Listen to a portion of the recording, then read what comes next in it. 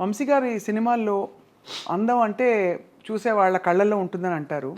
కానీ మీ సినిమాల్లో అమ్మాయి కళ్ళే అందం అని నమ్మిన వ్యక్తి మీరు.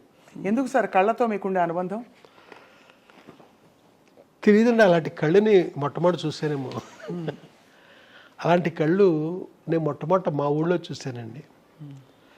ఒక మనిషి హాస్పిటల్లో నర్సు, ఆ మనిషిని నేను రెగ్యులర్గా చూస్తూ ఉండేవాడిని, అంతే చూడడమే. నాకంటే పెద్ద ఆవిడ. ఓసారి రోజు చూడడానికి వెళ్ళేవాడండి, అతిశైకిల్ వేసుకుని వెళ్ళేవాడిని ఆవిడ చూడడానికి, మా పక్కూరు.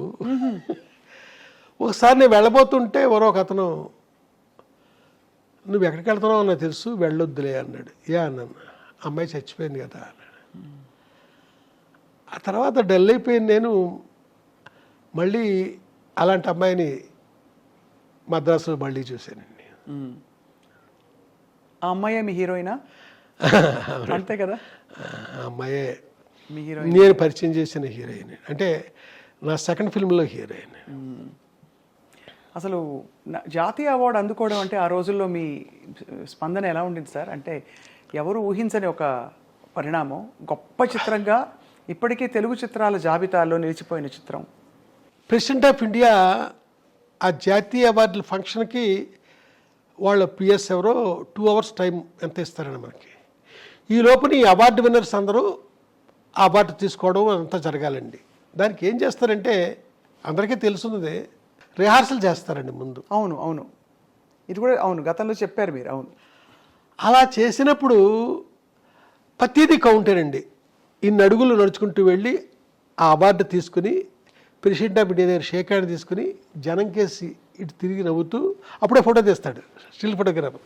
నడుచుకుంటూ కిందకి దిగిపోవడం టైం ఉంటుందండి, అదంతా కౌంట్ చేస్తారంతా.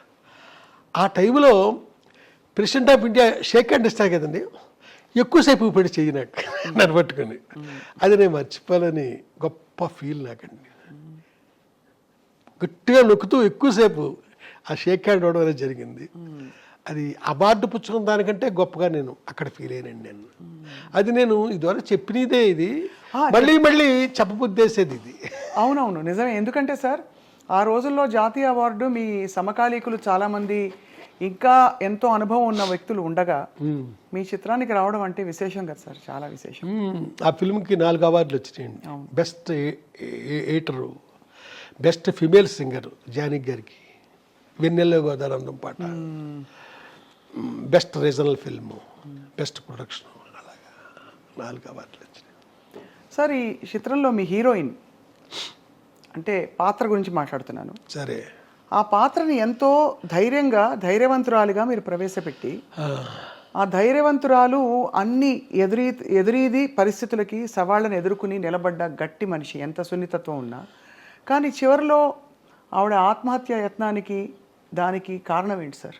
దాన్ని ఎలా జస్టిఫై చేసుకున్నారు మీకు? అలా కాదండి, అది మహల్లో కోకిల అని నేను రాసిన నవల. అవును, ఆ నవల్లో ఆ ముగింపు అది వేరే అండి.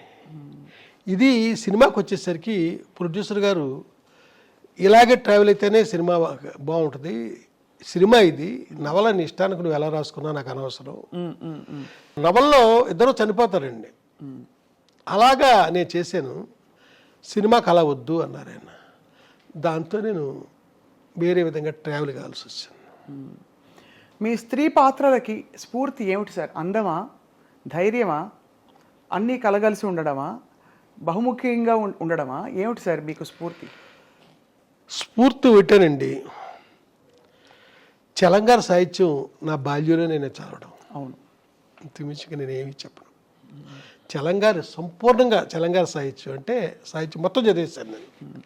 అలాగే చలంగార తర్వాత లత, బుచ్చిబాబు, వీరందరిది కూడా చదువుకుని నేను మద్రాసు వెళ్ళానండి.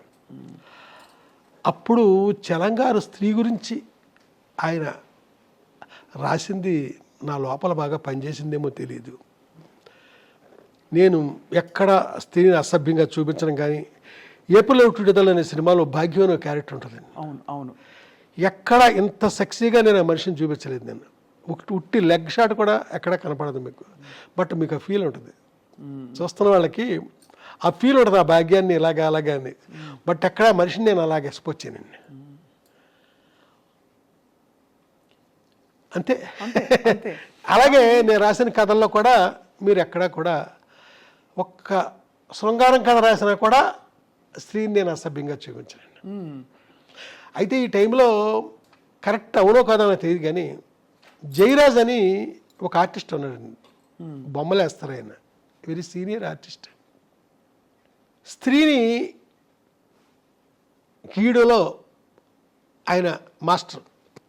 అయితే ఎలాంటి అమ్మాయిని బొమ్మ గీసాడంటే ఏదో ఒక మూల ఆ సెక్స్ ఉట్టిపడద్దండి, అది అసభ్యంగా ఉండదు, అంత చక్కగా గీస్తాడండి ఆయన. అద్భుతం. ఎక్కడ జయరాజ్ బొమ్మ చూసినా మనం వెతుక్కుంటే కనపడద్దండి అది. ఇక్కడ నా దగ్గరికి వచ్చేసరికి ఎలాంటి స్త్రీ క్యారెక్టర్ అయినా ఒక సభ్యత సంస్కారాలతో ఒక పద్ధతిలో ఆ స్త్రీని చూపించడం నాకు అలవాటు. వంశీ గారి హీరోయిన్ అంటే స్క్రీన్ అంతా కళ్ళే ముందు. అంటే తనను చూపించిన వరకు సరే, కొంతమందిని పొరపాటుగా చూపించాను, కొంతమందిని అలా చూపించకూడదు, అది ఫర్దర్గా తప్పులు చేస్తుంటాం కదా, ఆ తప్పులకు ముందు చేయకూడదేమో. ఏ పాత్రలు మీకు అలా అనిపించాయి సార్ మీ పాత్రల్లో? అంటే కొందరిని ఎలా చూపించకూడదు. ఇప్పుడు చెట్టు కింద పీటర్లో కిన్నెర్ అనే అమ్మాయి ఉందండి, నేనే పరిచయం చేశాను, వాళ్ళని ఇలా చూపించకూడదు. అలాగా మళ్ళీ కనకమహాలక్ష్మి రికార్డ్ డ్యాన్స్ టూప్ అనే సినిమా ఉంది, ఆ హీరోయిన్ చూపించచ్చు, బాగుంటుంది ఆ అమ్మాయి. ఆ అమ్మాయిని చాలా విచిత్రంగా నేను ఎలా అంటే అమ్మాయి లైఫ్లో హీరోయిన్గా ఒకే సినిమా చేసినట్టుందండి. ఏదో తమిళ సినిమాలో చెల్లెలి వేషం వేసిందండి. అది ఏవిఎం వాళ్ళ థియేటర్ ఉంది, ఏవిఎం స్టూడియో వాళ్ళ థియేటరు, అది ఏవిఎం రాజేశ్వరరావు ఏమో గుర్తులేదు, అక్కడ చూశానండి.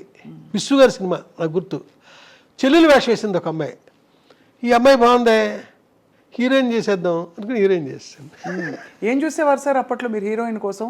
అంటే ఏ గుణగణాలు ఉంటే ఈ అమ్మాయి నా కథలకి ఇముడుతుంది అని అనిపించేది? అంటే ఏమీ లేదు, నా కథలో నా క్యారెక్టరైజేషను నా మైండ్లో ఉండేదండి, దాన్ని మనసులో పెట్టుకునే వెతుక్కునేవాడిని నేను. ఓహో. వెతుక్కునే నేను. భారతరాజు గారు మా గురువు గారండి, అంటే మా గురువుల్లో ఆయన ప్రధానమైన గురువు. ప్రపంచంలో ప్రతి మనిషి ఆర్టిస్టేరా, ఆ క్యారెక్టర్ వాడు సూట్ అయినప్పుడు. ప్రతి అమ్మాయి హీరోయిన్ రా, ఆ క్యారెక్టర్కి అమ్మాయి సూట్ అయినప్పుడు అనే మాట అన్న మాట నాలో బాగా బలంగా పనిచేసిందండి, పనిచేస్తుందండి.